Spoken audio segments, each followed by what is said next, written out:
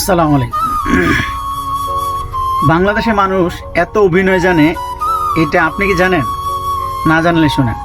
আমাদের দেশে যে যখন যে বিষয়ে সমালোচনার শিকার হয়, তখন সে এমন একটা ভাব নেয় যে তার চেয়ে বুজুর্গ আল্লাহওয়ালা মানুষ আর কেউ নেই। যেমন ধরেন, জায়েদ খান যখন আলেমদেরকে নিয়ে কটূক্তি করছিল, আবার সেই বলছে আমি তো নিজেই কোরআন শরীফ পড়ি, আমি তো নিজেই হুজুর বংশের ছেলে।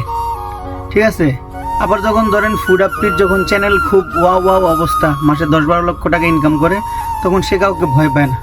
যখন ফুড আপটির চ্যানেলটা হ্যাক হয়ে গেছে, নাই হয়ে গেছে, তখন রাস্তার মধ্যে নেমে গেছে। ঠিক আছে। আবার যেমন ধরেন কাপল ব্লগার যারা, বৌদিয়া যারা ব্যবসা করে, এদের যখন চ্যানেলগুলো খুব র্যাঙ্ক করতেছিল, তখন মানে এরাও উঠতেছিল আর কি। এখন যখন চ্যানেলগুলো হ্যাক হয়ে গেছে, তখন এদের চেয়ে সব হারিয়ে পথের ফকির এই শিরোনাম করে ভিডিও আপলোড করে। আবার যারা মনে করেন প্রবাসীদেরকে নিয়ে ঠাট্টা করে ভিডিও বানায়, যখন প্রবাসীরা সবাই মিল্লা গালিগালাজ করা শুরু করছে, এখন সে বলতেছে যে আমার নিজের চাচাতো ভাই তো প্রবাসে থাকে, আমি নিজেও তো প্রবাসে যেতাম। তো বাংলাদেশের মানুষের অভিনয়ের যে যোগ্যতা, এটা অনেক।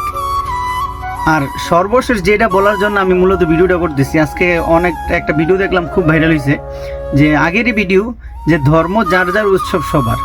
তো ধর্ম যার যার উৎসব সবার, ধর্ম যার যার উৎসব সবার, যার যার উৎসব সবার, ধর্ম যার যার উৎসব সবার, ধর্ম যার যার আর উৎসব সবার। ধর্ম যার যার উৎসব সবার, ধর্ম যার যার উৎসব সবার। মনটাই চাইতেছে একদম গালিগালাজ করে ফাটাই ফেলি, যে কুলাঙ্গারের বাচ্চারা এই কথা বলছো, যাদের অনুষ্ঠানে গিয়ে তোমরা এই কথা বলছো, এদেরকে কুরবানির ঈদের দিন 10 জিলহজ 16 তারিখ কি 17 তারিখ, ওই দিন সকালবেলা গরুডারে ধোয়াইবা, এদের কাইন্না গরুডারে ধোয়াইয়া জবাই কইরা, গরুর গোস্ত টুকরা টুকরা কইরা সাইজ কইরা রান্না করবা, এদেরকে নিয়ে কইরা বিকেলবেলা খাওয়া দাওয়া কইরা পরে সবাইরে সহি সালামতে বাড়িতে নিয়ে পৌঁছাই দিয়েইবা।